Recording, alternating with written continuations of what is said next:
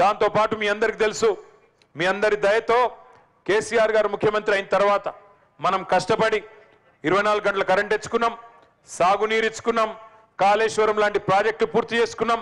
ఇవాళ నీళ్ళు వచ్చిన తర్వాత భారతదేశానికి అన్నం పెట్టే స్థాయికి తెలంగాణ ఎదిగింది, భారతదేశానికి అన్నపూర్ణ అయింది తెలంగాణ. అందుకే కేసీఆర్ గారు అన్నారు, దేశానికి అన్నం పెడుతున్నప్పుడు మన వాళ్ళకి ఎందుకు దొడ్డు బియ్యం ఇవ్వాలి అని ఆలోచన చేసి 93 లక్షల తెల్ల కార్డులున్న ప్రతి ఒక్కరికి దొడ్డు బియ్యం జాగలో సన్న బియ్యం మీ అందరికీ కూడా ఇవ్వబోతా ఉన్నాం అన్నపూర్ణ అనే కార్యక్రమం కింద అని చెప్పి ఈ సందర్భంగా నేను మీకు విజ్ఞప్తి చేస్తున్నా. అదే విధంగా ఇవాళ మా ఆడబిడ్డలు ఆనాడు మోడీ గారు చెప్తే మోసపోయినరు.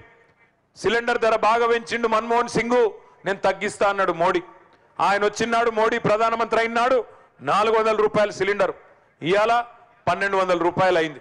అందుకే కేసీఆర్ గారు నిర్ణయం తీసుకున్నారు, ఏ 800 రూపాయలైతే మోడీ పెంచిండో ఆ 800 నేను భరిస్తా, మీకు 400 రూపాయలకే సిలిండర్ ఇస్తా అని చెప్పి ఇవాళ కేసీఆర్ గారు మూడోసారి ముఖ్యమంత్రి అయిన తర్వాత ఈ కొత్త పని కూడా చాలు చేయబోతా ఉన్నాం.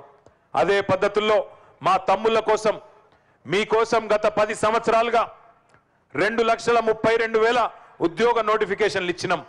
అందులో 1,60,083 ఉద్యోగాలు భర్తీ చేసినాం. ఇంకా కొన్ని ప్రాసెస్లో ఉన్నాయి, అవి కూడా అవుతాయి. కానీ మీ కోరిక ఏంది మాకు తెలుసు, కొన్ని తప్పులు జరిగినాయి పబ్లిక్ సర్వీస్ కమిషన్లో, దాన్ని చక్కగా చేయండి, ప్రక్షాళన చేయండి అంటున్నారు. తప్పకుండా ప్రతి సంవత్సరం జాబ్ క్యాలెండర్ పెట్టే బాధ్యత నేను తీసుకుంటా. జాబ్ క్యాలెండర్ పెట్టించి మన పిల్లలకు ఏ సంవత్సరం రిటైర్మెంట్లు అయితే అదే సంవత్సరం రిక్రూట్మెంట్ చేయించే బాధ్యత నేను వ్యక్తిగతంగా తీసుకుంటా అని చెప్పి కూడా మీకు అందరికి తెలియజేస్తా ఉన్నా.